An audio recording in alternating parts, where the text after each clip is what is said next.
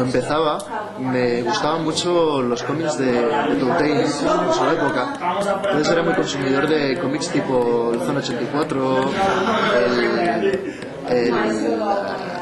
bueno, luego lo que salía un cómic en 1984 también, que luego salía el Zona 64, el Cimoc, compraba un montón de esos. Incluso compraba ya descatalogados que vendían retapados en el Corte Inglés hace años. Y me vicié mucho por los cómics del Bernie Wrightson, Corben me encantaba también, y toda esta generación de autores de la época un poco más de 70s, 80s, ¿no? Y fue, yo creo, mi primera aproximación al cómic adulto en relación guillermiano. Se salía un poco de lo que era Mortadelo y Filemón, etcétera. Bernie Wrightson yo creo que es el que más imité, al menos durante el principio. Luego ya pues vas viendo otras cosas, ¿no? Te descubres los superhéroes, ¿no? Te llegan influencias de superhéroes, descubres un poco más tarde el manga.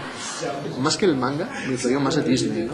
Mucho Disney. Y entonces el Miyazaki en su época, cuando empezó a salir Porco Rosso y las películas estas de Miyazaki, también flipaba por esas pelis, ¿no?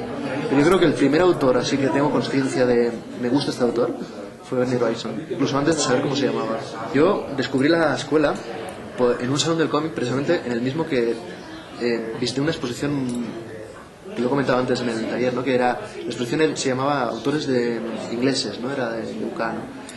Y vi originales de Gibbons, bueno, un montón de gente, ¿no? de la generación esta de los cómics estos de la Marvel UK y anteriores, ¿no? Entonces me fascinó mucho el sistema de trabajo que tenían. Y precisamente en ese mismo salón del cómic de Barcelona descubrí también la escuela, que tenían un pequeño stand. Justo empezaban a poner stands en los salones de cómic y eso. Entonces ese mismo verano me apunté a la escuela. Justo yo acabé el bachillerato y me apunté, ¿no?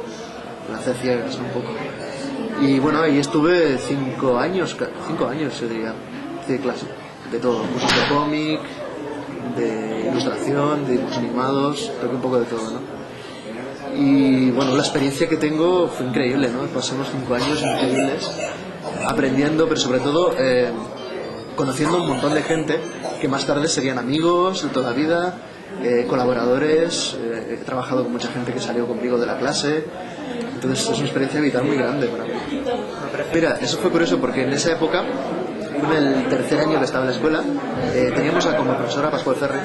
Entonces nos puso un trabajo al principio del curso que consistía en crear un personaje y conservarlo durante todo el curso y utilizarlo para todos los ejercicios. Es decir, ejercicio de perspectiva donde un personaje sale corriendo y tal. Usa tu personaje que ya tienes desde el principio.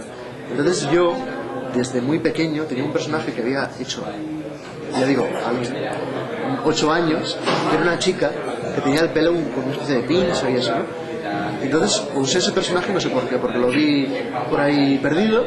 Lo empecé a usar en el curso y bueno, a través de ese año que estuvimos con el personaje, pues empezó a salir 1000 historias con ese personaje. Y bueno, conociendo también a Musquet, que era como el Stan Lee de clase, porque hacía guiones para todos. El chico pues veía un personaje, le molaba y entonces intentaba hacer un guión para ese personaje. Pues empezamos ahí con el tema, ¿no? Y Mantegori surgió de esa manera, de una manera muy tonta, con un ejercicio de clase, pero con mucha ilusión. O sea, haciendo primero pequeñas historias para fanzines y luego ya pues proponiéndole a una editorial como Camaleón al cabo de 1 año o 2 para hacer un primer cómic. Lo hemos probado, intentado 1000 veces. Lo que pasa es que por H por B yo creo que al final te das cuenta de que cada uno tiene su trabajo, tiene sus horas, su horario, su tiempo libre, entonces es muy difícil, pero la ilusión sigue ahí como en el primer día, ¿no? Tanto a Busquet como a mí nos encantaría retomar el personaje. De hecho, estaba en marcha hace un tiempo un especial de los 10 años del personaje, con muchos autores invitados y tal, pero al final creo que se ha quedado ahí también apalancado precisamente por lo que te digo, de cada uno tiene sus historias en marcha y cuesta un esfuerzo muy grande el dejarlo todo y ponerse con algo que tampoco te da de comer.